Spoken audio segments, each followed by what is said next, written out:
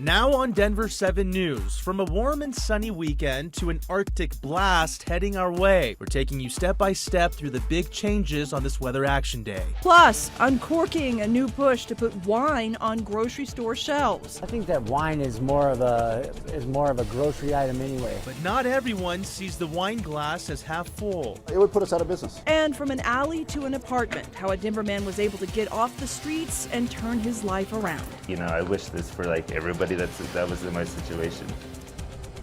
On this Weather Action Day, let's get things started by saying we hope you made the most of this amazing weather today. Yeah, like these guys living their best life with a dance party at Denver's Cheeseman Park. They have something to dance about, temperatures in the 60s. That's right, 60s. But this time tomorrow, think snow and cold. Meteorologist Stacey Donaldson joins us now. Stacey, goodbye 60s. Goodbye 60s.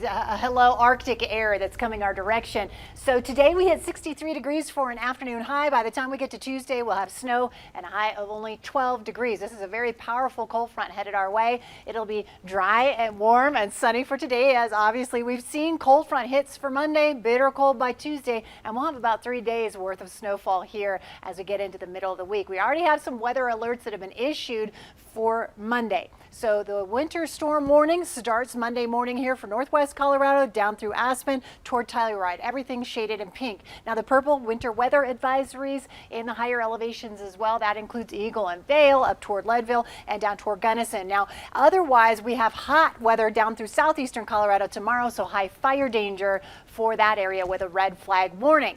As for Denver, tomorrow we'll be at 48 degrees. The cold front moves throughout the day. Temperatures will drop and then we'll see snow by the evening, and it just gets a little worse from there. I'll have all the details coming up in just a few minutes. All right, thank you, Stacey. Here in Colorado, you cannot buy wine at the grocery store. You got to make a special trip to the liquor store. Now a local group wants to get those bottles on grocery store shelves by urging Colorado voters to put it back on the November ballot. Denver 7's Patrick Perez is live in Denver. Patrick, liquor store owners say this could kill their business. Yeah, Jacqueline, and let me explain why. Let's say you come to a grocery store like King Soopers, you get your food, you get your wine, and now that means you have no more need to walk inside of a local liquor store here unless you're buying some hard spirits, and that's going to have a lasting impact. Shopping for wine in Colorado could potentially get a lot easier. The Colorado Retail Council is working on a ballot initiative to give voters a choice this November to add wine to places licensed to sell beer and make home delivery easier.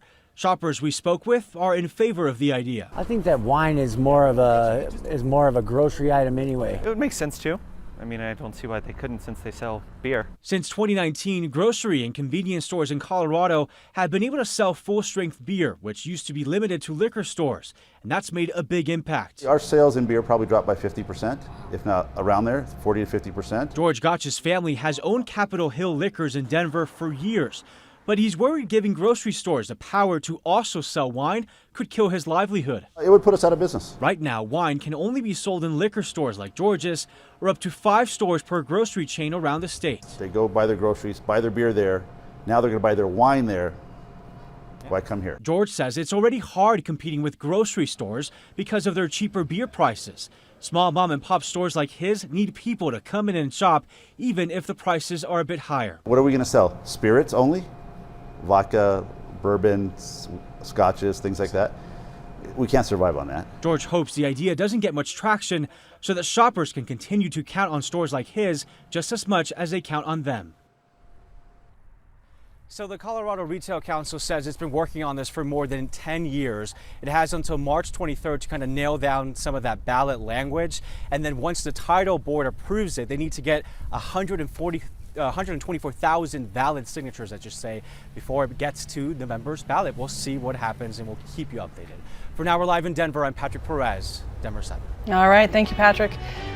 A man who lived on the streets of Denver for years now has a place to call home. Denver 7's Christian Lopez shares his inspiring story and the steps he took to make it happen. Opening the door to his own apartment is something Marco Struck hasn't been able to do in years. Not too long ago, he called this home. This is where I used to have my tent right here. I had it all set up. It was a huge 8-man tent. Marco was on the street for 5 years, and things kept getting worse. Everything in my life at that time just seemed like it was going bad, and I did try to commit suicide. And if it wasn't for a jogger, you know, in the park or whatever that cut me down, I probably would have succeeded. After that, he decided to change his life around, reaching out to different groups, and that led him to Richard Dilworth. I got hired by the Athena group to come up here and do some work in setting up some camps, and somehow Marco was able to navigate himself to me. I came and met him out here at this beautiful Cheeseman Park. He really showed a lot of intention as far as moving forward. Marco says he sent countless emails to different organizations and eventually got on a wait list for public housing. Well, that call came at the end of January, letting him know that he had gotten his own apartment here at this building. Honestly, it's a breath of fresh air. So I love it, and you know what, dreams and possibilities and everything, like they say, they are true. And I wish this for like everybody that was in my situation. Marco now has a new zest for life. He's enjoying his new apartment while also looking for a job. He looks better physically, he's smiling more, he's happy. I'm very blessed, very, very blessed. And it just, you know, looking at this right now, it's like, whoa, kind of like gives me chills, you know, but in a good way. In Denver, Christian Lopez, Denver 7. Takes a lot of determination and hard work to do what he did. Christian, thank you. Well, before Marco was accepted into public housing, he was staying at one of the city's safe outdoor spaces. To learn more about the housing resources available in Denver, visit our website and click on this story. We have a link inside with more information. The need for teachers is still critical in many Colorado school districts. Take, for example, the Poudre Valley School District, which has more than 100 openings right now. The district will hold a hiring event tomorrow to try to fill those positions. It's from 9 to noon at Fort Collins High School. Staffing shortages are causing major problems in the state's largest school district. A recent survey of Denver public school teachers showed many are exhausted by their workload and many are thinking about quitting unless something changes.